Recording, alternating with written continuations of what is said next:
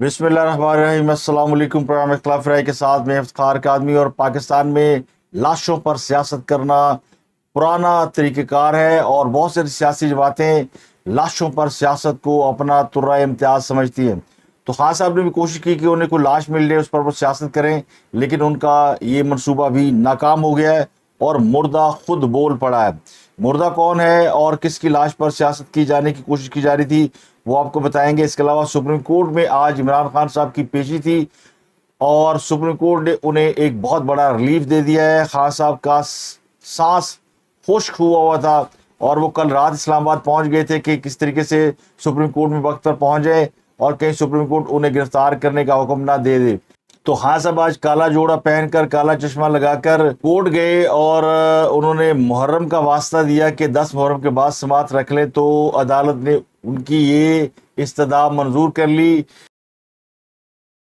इसके अलावा जाली बयानिया, जाली व्यूज, जाली टिकटॉकर और $10,000 पर वीडियो, ये इमरान खान को कौन दे रहा है और इमरान खान के क्या दावे हैं, इस पर बात करेंगे। इसके अलावा इसहाक डार के नाम पर इत्तफाक हो गया है या नहीं, इसके बड़े चर्चे हैं। जो जराए वो कहते हैं कि इसहाक डार अगले वज़ीर-ए-आज़म होंगे।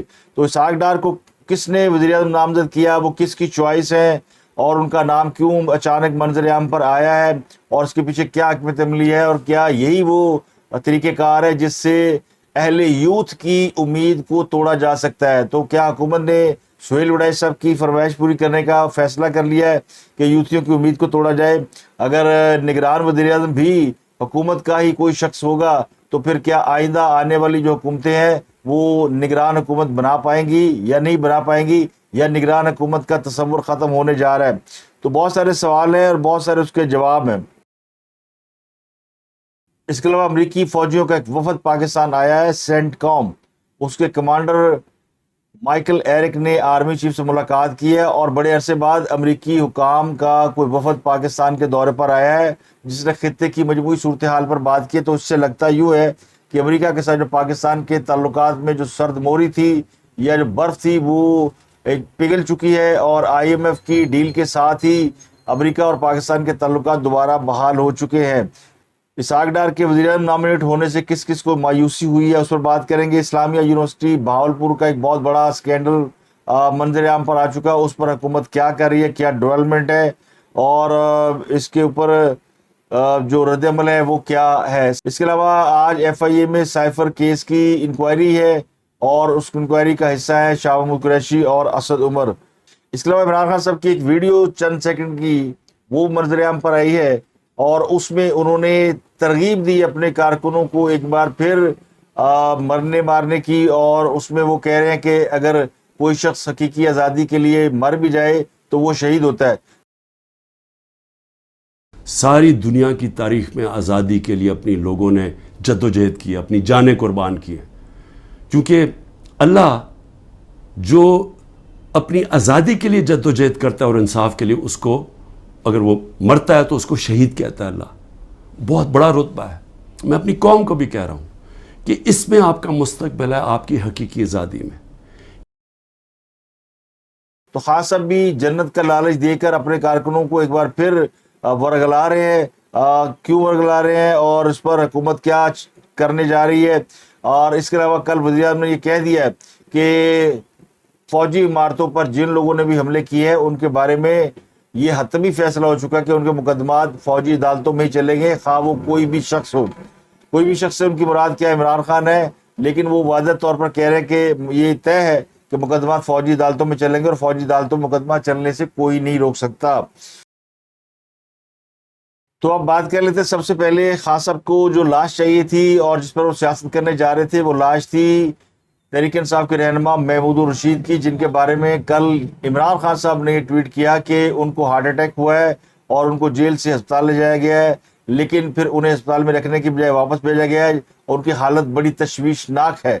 उनकी इस खबर के बाद PTI के ट्रोलर ने ये ट्वीट करना शुरू कर दिया कि महमूद रशीद का इंतकाल हो गया और ये खबर सारा दिन ज़ेरे गर्दिश रही। अब महमूद रशीद के इंतकाल की खबर पूरे मुल्क में फैल गई कि तहरीक-ए-इंसाफ के एक रहनुमा, उन्हें हार्ट अटैक हुआ है, उन्हें हथकड़ी लगी हुई थी, उनको अस्पताल में नहीं रहने दिया गया, उनको वापस जेल में डाला गया है। اور ان کی حالت خراب ہونے کی وجہ سے ان کی موت واقع ہو گئی ہے.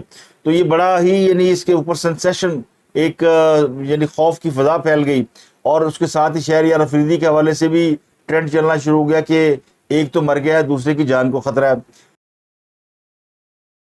تو تحریک انصاف کے جتنے لوگ جو جیلوں میں قید ہیں ان کو تحریک انصاف کے لوگوں نے اپنی طرف سے ان پر انا للہ پڑھ دیے, لیکن وہ کہتے ہیں نا مردہ خود بول پڑا. پھر شام کو جیل حکام نے محمود الرشید کی ایک ویڈیو ریلیز کی جس میں انہوں نے باقاعدہ وقت اور جائے مقام جہاں سے وہ بول رہے تھے اور جس وقت بول رہے تھے وہ سب مینشن کرنے کے بعد ایک ویڈیو بنا کے کہا بھائی جان میں زندہ ہوا. میں میاں محمود الرشید کل پی آئی سی میں اپنے میڈیکل چیک اپ کے لیے ہارٹ کے وہاں پر گیا تھا, اور آج 23 اگست بروز اتوار شام 6 بجے میں کیمپ جیل میں خیریت کے ساتھ ہوں. تو عمران خان کی جو خواہش تھی نا کہ محمود الرشید گزر جائے گا اور پھر میں اس کے اوپر پوری دنیا میں انسانی حقوق کا ڈھنڈورا پیٹوں گا کہ میرا ایک بندہ جیل میں انہوں نے مار دیا, وہ خواہش پوری نہیں ہو سکی. جیسے ارشد شریف کے قتل کے بعد انہوں نے کوشش کی تھی کہ اس کی لاش کو کندھے پہ اٹھا کر اس پر سیاست کر سکیں, لیکن ارشد شریف کی فیملی اس پر راضی نہیں ہوئی اور نہ انہوں نے ان کے ساتھ کھڑا ہونے میں یعنی کوئی دلچسپی دکھائی. آج بھی ارشد شریف کی والدہ نے جو درخواست دی ہوئی ہے سپریم کورٹ کے اندر, اس میں یہ کہا ہے کہ عمران خان صاحب اور ان کے 5 ساتھیوں کے خلاف یعنی ان سے پوچھ گچھ کی جائے, ان سے تفتیش کی جائے. ابھی تک ان کی یہ درخواست جو ہے زیر التوا ہے. تو وہ تو ارشد شریف کے قتل کا شبہ انہوں نے ان پر ظاہر کیا ہوا ہے, اس لیے وہ ارشد شریف کی لاش کو سیاست کے لیے استعمال نہیں کر سکے. تو محمود الرشید کی لاش کو بھی سیاست کے لیے استعمال کرنے کا جو منصوبہ تھا وہ بھی دھرے کا دھرا رہ گیا. اب خان صاحب کی آج سپریم کورٹ میں پیشی تھی اور جسٹس یحییٰ افریدی 3 رکنی بینچ کے سربراہ تھے, اور یہ کوئٹہ میں وکیل کے قتل کا کیس ہے اور اس کیس کی آج عدالت میں رپورٹ بھی باقاعدہ پیش کی گئی. اس تحقیقاتی رپورٹ میں کہا گیا کہ ایف آئی آر کے مطابق مقتول نے چیئرمین پی ٹی آئی کے خلاف آرٹیکل 6 کا مقدمہ کر رکھا تھا اور اسے دھمکیاں دی جا رہی تھی. رپورٹ کے مطابق 8 جون کو وزارت داخلہ کی جانب سے 7 رکنی جے آئی ٹی بنائی گئی. DIG CTD کی سربراہ میں جے آئی ٹی کے اب تک 8 اجلاس ہو چکے ہیں اور مقدمے میں پی ٹی آئی کے چیئرمین عمران خان سمیت 4 ملزمان کو شامل تفتیش کرنے کا فیصلہ کیا گیا. 19 جون کو ان کی طلبی کا نوٹس بھیجا گیا لیکن وہ پیش نہیں ہوئے. رپورٹ میں کہا گیا کہ مقتول کی اہلیہ اور ان کے 2 بھائیوں کے بیان بھی ریکارڈ کیے جا چکے ہیں, لیکن چیئرمین پی ٹی آئی جو ہے وہ کسی بھی ایک موقع پر شامل تفتیش نہیں ہوئے. تو یہ درخواست کی تھی سرکاری وکیل نے کہ انہیں شامل تفتیش ہونے کا حکم دیا جائے. خان صاحب جب آج عدالت میں پہنچے تو انہوں نے کالا چشمہ اور کالا سوٹ پہن رکھا تھا اور انہوں نے پورا یہ تاثر دینے کی کوشش کی کہ وہ احترام محرم میں کالا لباس پہن رہے ہیں. تو عدالت کو انہوں نے متاثر کرنے کی کوشش کی. ان کے وکیل نے بھی کہا کہ جی آج کل محرم کے ایام ہے تو محرم کے بعد کوئی سماعت رکھ لیں. تو ظاہر ہے بینچ میں موجود جو جج ہیں وہ بھی اس بات کو سمجھتے ہیں کہ یہ بڑا مقدس مہینہ ہے اور بڑے ایام غم چل رہے ہیں. تو انہوں نے اس پر غور کیا اور جسٹس یحییٰ افریدی کی سربراہی میں 3 رکنی بینچ جس میں جسٹس مظاہر علی اکبر نقوی اور جسٹس مسرت حلالی صاحبہ بیٹھی تھی, تو انہوں نے اس پر ایک دوسرے کی طرف دیکھا اور پھر عمران خان کے وکیل نے یہ بھی کہا کہ درخواست گزار کو جان کا بڑا خطرہ ہے اور ان کی جان خطرے میں, ان پہ بڑے حملے ہو چکے ہیں, تو یہ پھر سماعت آپ آگے رکھ لیں, محرم کے بعد رکھ لیں. تو پھر عدالت نے مقدمے کی سماعت 9 اگست تک ملتوی کر دی ہے. تو لگتا ہے کہ وکیل عبدالرزاق شر قتل کیس میں سپریم کورٹ نے حکومت کے خاتمے تک عمران خان کو گرفتار نہ کرنے کا ڈیسیژن دیا ہے, کیونکہ حکومت کی طرف سے یہ کہا گیا کہ 8 اگست کو حکومت گھر چلی جائے گی اور 9 اگست کو عمران خان صاحب دوبارہ اس کیس میں پیش ہوں گے. تو میں نے آپ کو کل ہی بتا دیا تھا کہ اس کیس میں عمران خان صاحب کو گرفتار کیے جانے کے امکانات کم ہیں, لیکن معاملہ یہ تھا کہ چونکہ سپریم کورٹ میں عمران خان صاحب کی پیشی تھی اور ایسے بینچ کے سامنے پیشی تھی جہاں پر ان کے جو ہم خیال ججز ہیں ان کی تعداد کم تھی, تو انہیں یہ خدشہ تھا کہ ان کو کہیں گرفتار نہ کر لیا جائے. لیکن عدالت نے کوئی ایسا کام نہیں کیا اور میں نے آپ کو بتایا تھا محرم کے ایام میں عمران خان کی گرفتاری کے چانسز ویسے کم ہے. لیکن سب سے زیادہ عمران خان صاحب نے خود پینک پھیلا رکھا ہے اور اپنی گرفتاری کی خبریں وہ خود دے رہے ہیں, اور جب بھی وہ اسلام آباد جاتے ہیں اور کسی بھی عدالت کے سامنے پیش ہوتے ہیں وہ یہ کہتے ہیں کہ مجھے گرفتار کر لیا جائے گا. اب کل انہوں نے ایف آئی اے کے سامنے بھی پیش ہونا ہے جہاں سائفر کیس کی سماعت شروع ہو چکی ہے. اسد عمر اور شامو قریشی وہ اب تک پیش ہو چکے ہوں گے یا ہونے والے ہوں گے. تو اس کیس میں بھی عمران خان صاحب کو گرفتاری کا خدشہ ہے, لیکن میرا خیال ہے کہ اس کیس میں بھی عمران خان صاحب کو پہلی پیشی پہ گرفتار نہیں کیا جائے گا. اب نگران پرائم منسٹر کے حوالے سے کچھ خبریں چل رہی ہیں اور اسحاق ڈار صاحب کا نام ذرائع کے حوالے سے لیا جا رہا ہے. اس میں کل یہ خبر آئی تھی کہ زرداری صاحب دبئی میں ہے اور نواز شریف بھی دبئی پہنچ گئے ہیں اور بلاول بھٹو بھی دبئی جا رہے ہیں, تو ان کی جلد ملاقات ہوگی. تو پیپل پارٹی کے ذرائع کہتے ہیں کہ آصف علی زرداری دبئی میں نہیں ہے, لیکن وہ پاکستان میں بھی نہیں ہے, تو پھر وہ کہاں ہے؟ یا اگر وہ پاکستان میں ہوتے تو کہیں نہ کہیں ان کی موجودگی کے بارے میں بتایا جاتا. اور دبئی میں نہ ہونے سے متعلق جو پیپل پارٹی نے دعویٰ کیا ہے, اس سے مجھے یہ لگتا ہے کہ وہ یہ کہنا چاہ رہے ہیں کہ وہ دبئی کی بجائے مڈل ایسٹ کی کسی اور ریاست میں, کیونکہ جو یو اے ای ہے اس میں 6-7 ریاستیں ہیں. تو اگر عمران خان تو اگر زرداری صاحب دبئی میں نہیں ہے تو ابوظہبی میں ہوں گے, ابوظہبی میں نہیں تو شارجہ میں ہوں گے. اور میرے ذرائع کہتے ہیں کہ ان کی ملاقات جو ہے وہ کل رات نہیں ہوئی, لیکن آج متوقع ہے یہ ملاقات, اور اس ملاقات میں نگران وزیر اعظم, نگران سیٹ اپ کے حوالے سے کچھ چیزیں طے کی جائیں گی. اسحاق ڈار صاحب کا نام زیر گردش ہے اور کہنے والے کہتے ہیں اسحاق ڈار صاحب آئی ایم ایف کی چوائس ہیں. آئی ایم ایف والے یہ ڈیمانڈ کر رہے ہیں کہ جی اسحاق ڈار کو آپ وزیر اعظم بنا لیں, اس لیے کہ اسحاق ڈار جو ہے وہ معاشی اور مالی معاملات کو سمجھتے ہیں اور ان کو جو ہے وہ اختیارات بھی دیے جا رہے ہیں. یعنی حکومت ایک آئینی ترمیم کرنے جا رہی ہے جس میں نگران وزیر اعظم کو معاشی معاملات ڈیل کرنے کے اختیارات بھی دیے جائیں گے. تو یہ بہت بڑا فیصلہ ہے. اگر کوئی نگران وزیر اعظم آئے گا اور اس کے پاس معاشی معاملات کو ڈیل کرنے کا اختیار ہوگا, تو اس کا مطلب ہے کہ کوئی اکانومسٹ ہی جو ہے وہ اگلا وزیر اعظم بن رہا ہے. تو حکومت کی مدت ختم ہونے میں صرف 2.5 ہفتے رہ گئے ہیں اور ان 2.5 ہفتوں میں حکومت کو نگران وزیر اعظم بھی دینا ہے, اس میں وہ امینڈمنٹ بھی کرنی ہے جس کے تحت وہ نگران وزیر اعظم کو اختیارات دیں گے تاکہ وہ معاشی معاملات کو آگے لے کر چلے. الیکشن ایکٹ 2017 میں ترمیم پر غور کیا جا رہا ہے اور اگر یہ ترمیم کر لی گئی تو نگران وزیر اعظم کو اہم معاملات پر فیصلہ سازی کا اختیار مل جائے گا. تو کہتے ہیں نا, ان کی جو وزیر اعظم بننے سے جو مایوسی ہوئی ہے وہ بہت سے عام لوگوں کو ہوئی ہے. ججز, جرنیل اور بیوروکریٹ تو پہلے اس لسٹ سے خارج تھے, لیکن کچھ صحافی لائن لگا کر بیٹھے ہوئے تھے کہ ان کا نام آئے گا, تو اب ان کا نام بھی اس فہرست سے نکل گیا ہے.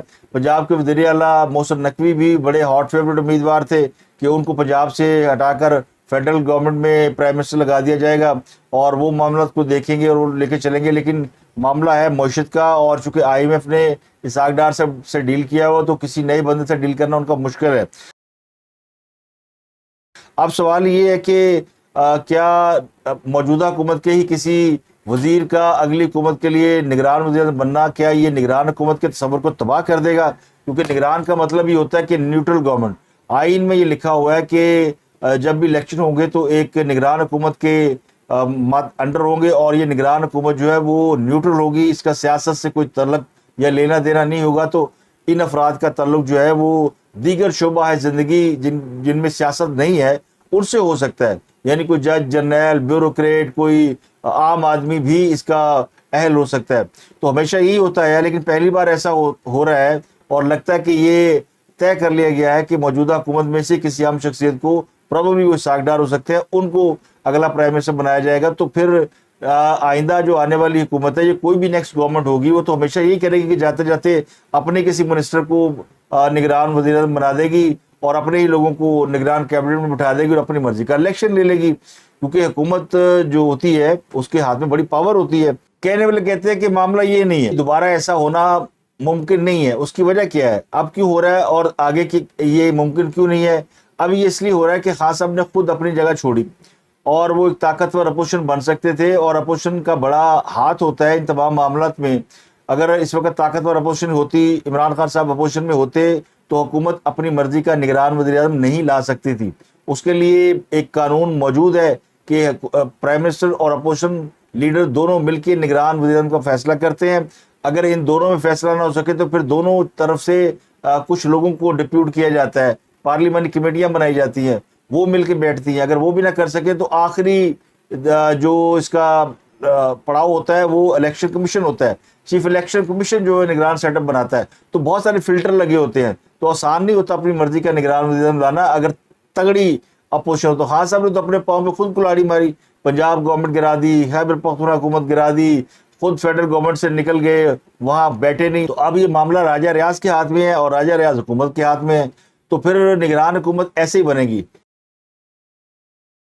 لیکن آئندہ آنے والی حکومت میں اگر بالفرض پیپل پارٹی اپوزیشن میں ہو یا مسلم لیگ نون اپوزیشن میں ہو, تو وہ کبھی بھی ان کو اس طرح کا نگران پرائم منسٹر نہیں لانے دے گی. لیکن کیا یہ نیوٹرل نگران نہ ہونے کے بعد اس الیکشن کی کوئی ویلیڈیٹی رہ جائے گی؟ تو پہلا تو سوال یہ کہ الیکشن جو ہے اس کے اوپر ابھی تک کویسچن مارک ہے, کیونکہ حکومت جو ہے وہ بار بار یہ کہہ رہی ہے کہ جی ہم الیکشن میں جا رہے ہیں اور الیکشن کرانا الیکشن کمیشن کا کام ہے. تو یہ جو گھنٹی ہے یہ الیکشن کمیشن کے گلے میں باندھی گئی کہ انہوں نے الیکشن کرانے ہیں, اور پھر یہ اپنا اگر نگران وزیر اعظم لایا جا رہا ہے تو وہ 3 مہینے کے لیے تو نہیں ہو سکتا کہ اسحاق ڈار صاحب کو 3 مہینے کے لیے نگران بنا دے اور پھر وہ باہر بیٹھے رہے اور اگلی حکومت ان کی آ جائے, ان کے پاس کوئی قابل وزیر خزانہ نہ ہو. اس میں کوئی شک نہیں کہ جو قابل ترین آدمی ہے وزارت خزانہ میں اس وقت پورے پاکستان کے اندر جس کو کوئی تجربہ ہے وہ اسحاق ڈار ہے. معاشی معاملات کو سمجھنے سمجھانے میں ہاں وہ غصے کے تیز ہیں اور ان کا بلڈ پریشر ہائی رہتا ہے, تو کبھی کبھی وہ جو ہے وہ کہتے ہیں لڑکھڑا جاتے ہیں, لیکن ان سے بہتر ابھی تک پاکستان کو پچھلے 15-20 سال میں کوئی وزیر خزانہ نہیں مل سکا. اس پر تو ان کے دشمن بھی سمجھتے ہیں کہ یہ بات درست ہے, چاہے وہ اسد عمر ہو, شوکت ترین ہو, حفیظ شیخ ہو, مفتاح اسماعیل ہوں. مفتاح اسماعیل قدرے بہتر تھے لیکن باقیوں کا تو بیڑا ہی غرق ہوا ہوتا نا. تو اسحاق ڈار صاحب جو ہے وہ بنیادی طور پہ IMF کی چوائس ہے کہ جگہ ساڑھے نہ چلنا ہے, جیسے پھر اسحاق ڈار کو لے کر آئیں اور اسحاق ڈار کے ذمے یہ کام ہوگا کہ وہ یہ جو 9 مہینے کا پیریڈ ہے اس کے بعد جو اگلا ایگریمنٹ ہونا ہے اس تک انہوں نے اس سارے معاشی پلان کو لے کر چلنا ہے. تو پروبیبلی یہ جو گورنمنٹ ہے یہ 9 مہینے تک چل سکتی ہے جو نظر آتا ہے, اور پھر یہ وہ یوتھیوں کی جو ہے نا امید توڑنے کے مترادف ہوگا. وہ جو کہتے تھے سہیل وڑائچ صاحب کے جی عمران خان کا ووٹ بینک نہیں ٹوٹا, ان کی امید باقی ہے. تو اب اگر نگران سیٹ اپ بھی نیوٹرل نہیں ہے اور حکومت ہی اپنا بندہ لے کے آ رہی ہے, اگلی حکومت بھی ان کی آنی ہے, تو پھر امید کتوں رہ جانی ہے. تو اب لگتا ہے کہ اس خواہش کو بھی پورا کیا جا رہا ہے.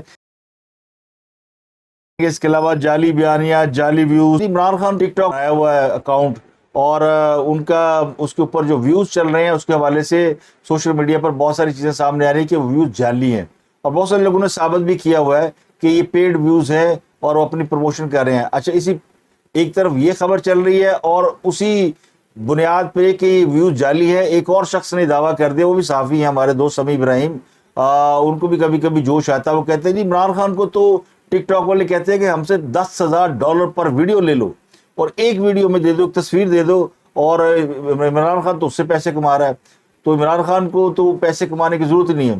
تو یہ ان کے جو چاہنے والے ہیں نا ابھی تک ان کے اس سحر میں گرفتار ہے جس میں عمران خان کا کرزمہ ہے. تو عمران خان کا کرزمہ ان کی ذات کے لیے ہے, اس کا پاکستان کو کوئی فائدہ نہیں ہے. عمران خان صاحب $10,000 چھوڑے $10 لاکھ بھی کما لے ٹک ٹاک سے, تو اس کا پاکستان کو کوئی فائدہ نہیں ہے. اگر تو ٹک ٹاک کا مقبول ترین کوئی بندہ ہو, یعنی موسٹ پاپولر ہو, اس کا کوئی فائدہ ملک کو ہو رہا ہو, تو پھر سارے ٹک ٹاکر اپنے اپنے ملک میں پرائم منسٹر ہو جائیں. جتنے یوٹیوبرز ہیں ان میں بے تحاشا یوٹیوبرز ہیں جن کی ویورشپ خان صاحب سے کہیں زیادہ ہے, لیکن وہ اپنے ملک میں پرائم منسٹر تو دور کی بات ہے, وہ کونسلر نہیں بن سکتے. اور یہ اسی طرح کا ہے جس طرح کی مقبولیت تھی نا پرویز مشرف صاحب کی. پرویز مشرف صاحب اپنے دور میں فیس بک کے سب سے زیادہ مقبول آدمی تھے. اس وقت جب فیس بک لوگوں کو پتہ نہیں تھی کیا ہوتی ہے, تو ان کی فالوورز ان کے بھی ملینز میں تھے, اور اسی بنیاد پہ وہ پاکستان واپس آنے کا انہوں نے ارادہ کیا, سیاسی جماعت بنانے کا ارادہ کیا. ان کا خیال یہ تھا کہ میرے کو 7-8 ملین یا 12-14 ملین میرے ویورز ہیں, تو ان میں سے کوئی 1-8 ملین تو ہم ایئرپورٹ پہ ہوگا. لیکن ایئرپورٹ پہ گنتی کے 500 آدمی تھے جو ان کا استقبال کرنے آئے. تو یہ سوشل میڈیا کی جو لائف ہے نا, یہ ایلوژن ہے. تو اس لیے خان صاحب کا وہ جعلی بیانیہ, وہ جعلی ویوز والا جو ایشو ہے نا, وہ اڑ گیا, اور وہ ٹک ٹاک کے وزیر اعظم بن گئے ہیں. ہماری طرف سے آپ کو ڈھیر مبارک ہوں. ان کا ویسے بھی اگلے جو نظر آ رہا ہے کہ اگلے 5-10 سال سیاست کے اندر کوئی عمل دخل نہیں ہے, تو پھر ٹک ٹاک اور یوٹیوب میں وہ اپنا راج کریں, ان کو کوئی چیلنج نہیں کر سکتا. اسلامیہ یونیورسٹی بہاولپور میں جو منشیات اور نازیبہ تصاویر کا کیس ہے اس پر حکومت کا کوئی ایکشن نہ لینا سمجھ میں نہیں آ رہا. اس کی وجہ ہے کہ حکومت کو رپورٹ جا چکی ہے. ایک اطلاع ہے کہ جو یہ دعویٰ کیا جا رہا تھا کہ 5,000 یا 7,000 لڑکیاں ہیں جن کی تصاویر ہیں اس کی تردید کی گئی اور کہا گیا جی یہ صرف 400 لڑکیاں ہیں. لیکن 400 لڑکیوں کی بھی کم نہیں ہوتی. اگر ان کی نازیبہ تصویر بنائی گئی ہے, ان کو بلیک میل کیا گیا تو یہ بھی بہت بڑا ایشو ہے. تو حکومت کیا اس ایشو کو دبانا چاہتی ہے, اس پر بات نہیں کرنا چاہتی, اس پر کوئی انویسٹیگیشن ابھی تک کوئی JIT نہیں بنی, کوئی اس پہ عامر میر صاحب نے آ کے پریس کانفرنس نہیں کی. کرنی چاہیے تھی پنجاب کے وزیر اطلاعات کو, وہ آ کے پریس کانفرنس کریں, وہ حالات بتائیں. بڑا پینک پھیلا ہوا ہے, لوگ پریشان ہیں کہ کیا تعلیمی اداروں میں درسگاہوں میں یہ سب کچھ ہو رہا ہے. تو اس پر حکومت پنجاب کی ذمہ داری بنتی ہے, محسن سپیڈ صاحب کی ذمہ داری بنتی ہے. محسن نقوی نے کوئی شک نہیں کہ بحیثیت وزیر اعلیٰ پنجاب انہوں نے وہ بہت ایکٹیو نظر آتے ہیں, لیکن ظاہر ہے کہ وہ سب کو خوش نہیں کر سکتے. لیکن ان کو کچھ معاملات کے اوپر, خاص کر یہ جو لا اینڈ آرڈر کے معاملات ہیں, یہ ان کی بنیادی ذمہ داری میں ہے. تو ان کو یہ ذمہ داری پوری کرنی چاہیے. حکومتیں تو آنی جانی چیزیں ہیں, کل کو یہ ان پر بہت بڑا سوالیہ نشان بن کر سامنے آئے گا. تو عمران خان صاحب کی آج بڑے مقدمات میں پیشی ہے. تو ان کے بارے میں نے آپ کو بتایا تھا کہ ان کا ان کا ہفتہ خواری شروع ہو چکا ہے. کل میں نے غلطی سے بیزتی کہہ دیا, لیکن خواری میں سے بیزتی ہوتی ہے. وہ اس پورے ہفتے میں عدالتوں میں خوار ہوں گے اور اگلے 1-2 دن تک وہ اسلام آباد میں ہی مقیم رہیں گے. ان کی اہلیہ بھی ان کے ساتھ ہے اور ان کی وہ خصوصی حفاظت فرما رہے ہیں. کچھ دوستوں نے اس پہ ویلاگ کر کے بتایا کہ انہوں نے خصوصی پہرے میں انہوں نے رکھا ہوا ہے. تو میرے ذرائع وہ کہتے ہیں کہ انہوں نے اپنی نگاہ میں رکھا ہوا ہے. اس لیے رکھا ہوا ہے کہ ان کو خدشہ یہ کہ کہیں بشرا بیگم جو ہے وہ ایجنسیوں کے ہاتھوں نہ چڑھ جائے, انہیں کوئی گرفتار نہ کر لے اور بعد میں وہ ان کے خلاف وعدہ معاف ہوا نہ بن جائے اور وہ اعظم وہاں کی طرح وہ بھی پریس کانفرنس نہ کرتی پھریں. تو اب تک کے لیے اتنا ہی. آپ سے ملاقات ہوتی ہے اگلے ولاگ میں. اپنا گرد و نواح کے لوگوں کا خیال رکھیے گا.